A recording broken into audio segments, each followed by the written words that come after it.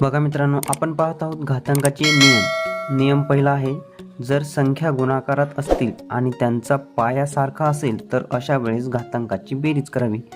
म्हणजेच काय बघा, तर ही जी संख्या असते खालची, या संख्येला म्हणतात पाया आणि या संख्येच्या डोक्यावर जी संख्या असते तिला म्हणतात घातांकित संख्या.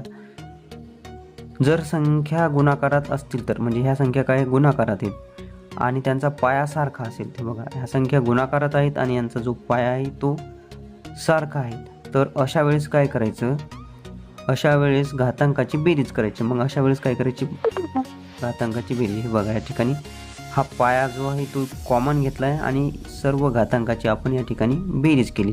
3 + 5 + 8 आणि या सर्वांची जर बेरीज केली तर येते 16, म्हणजे 7चा 16वा घात असं आपण याचं वाचन करू शकतो.